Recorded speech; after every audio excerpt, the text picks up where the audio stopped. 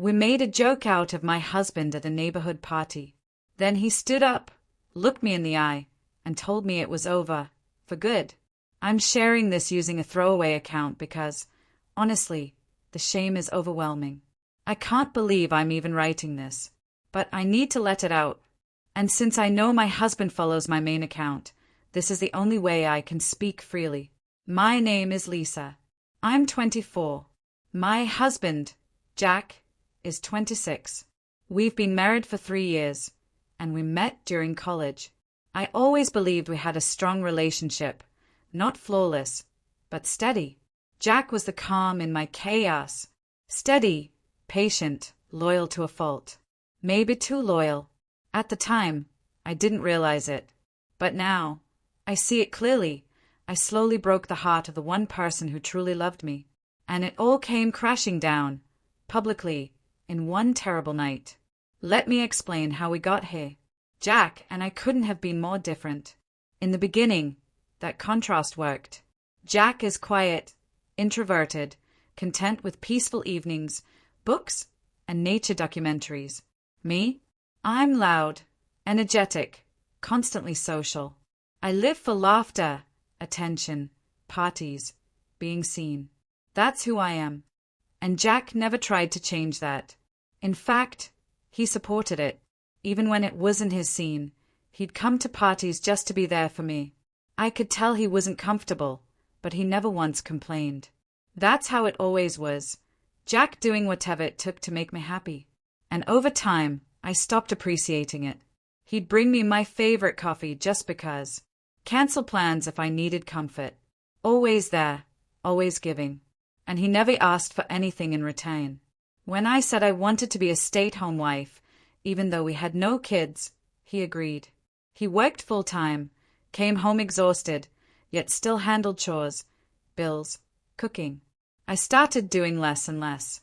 I had no job, no responsibilities, no excuse. And instead of feeling grateful, I began seeing him as weak. That's when I started letting the wrong people into my life. I reconnected with a few friends from college, party lovers, carefree, wild. They told me I was too young to be stuck in a quiet life, that I had too much energy, too much spark for a man like Jack. I laughed it off at first, but slowly I started believing them. One night, after way too many drinks, I started talking about Jack, how he catered to me, how he'd probably jump off a cliff if I asked. We all laughed. I laughed too. I felt important, admired. I didn't think twice about how awful it sounded. How cruel. That sort of thing started happening more and more. Jack would give, and behind his back, I'd make him the punchline. My friends started calling him whipped. Said I wore the pants. That I had Jack trained. And in some twisted way, I liked it. I liked the attention. Jack never said a word. Even when I knew he'd heard some of the jokes, he didn't confront me. He just gave me that tight, tired smile and kept on, cooking for me, cleaning, loving me. I mistook his silence for passivity. I thought he'd never leave. So I got bold. I began disrespecting him outright, ignoring his thoughts at dinner, rolling my eyes when he spoke, brushing him off at events. And others followed my lead. Even our friends began treating him like a joke, because that's how I treated him. Still, Jack never snapped. He'd kiss me goodnight, bring me flowers, tell me he loved me every morning. I took it as proof. He loved me too much to walk away. I was safe, right? I couldn't have been more wrong. Then came the neighborhood party, the night that broke everything. It started like any other. It was just another community gathering, one of those routine neighborhood events. Jack was at the grill, flipping burgers, smiling as he handed out plates. Always the helpful host, always calm and gracious. I was a few drinks deep, laughing with my group of friends when the conversation shifted to husbands. That's when someone cracked a joke about how well-trained Jack was, and I didn't hesitate to pile on. I laughed louder than I should have and said he'd do anything I asked. I bragged about how he never said no, how he lacked a backbone. The group roared. I was putting on a performance, soaking in the attention. And just as I was about to say something else, The laughter stopped. The A shifted. It went silent. Jack was standing behind me. I hadn't even realized he'd walked up. His face was pale, but his expression was different. Not angry. Not even hurt. Just finished. That spark that always lived in his eyes, even when I mistreated him, it was gone. He looked right at me and said quietly, "We need to talk." I didn't argue. I followed him, aware of every stare as we stepped away from the crowd.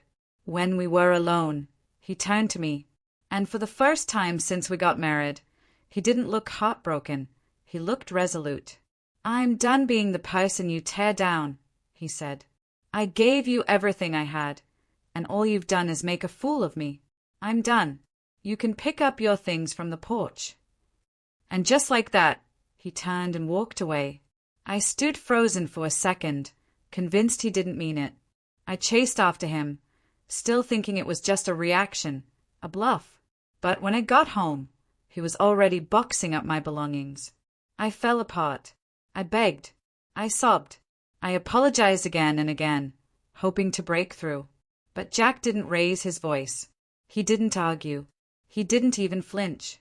He just said, "This is the end. You don't get to treat me like this and expect me to stay." I told him I wasn't leaving. I tried to cling to the idea that if I stayed, he'd come around. That's when he calmly told me that if I didn't go, he would call the police. And I believed him. The man who used to do anything to keep the peace wasn't there anymore. He had finally reached his limit. So I left. That same night, just one suitcase in hand, tears streaking through my makeup. I walked past the same neighbors who had watched us leave the party hours earlier. Not one of them said a word. Not even the friends who used to laugh at my jokes. I guess they were never really friends at all. Now I'm alone. And honestly, I deserve to be. It's been a few days. I'm staying at my parents' place. Jack hasn't responded to a single message or call. Deep down, I think he's really done. I don't know how to make this right. I don't even know if I can. What I do know is this. I betrayed someone who gave me unconditional love. I made a joke out of the man who gave me his whole world. And all because I wanted to feel admired. Because I wanted to be the center of attention. In the end, Jack finally chose to stand up for himself, and that's when I lost him. I guess I just needed to tell someone. Maybe you'll think I'm awful. Maybe I am. But thank you for listening. Lily.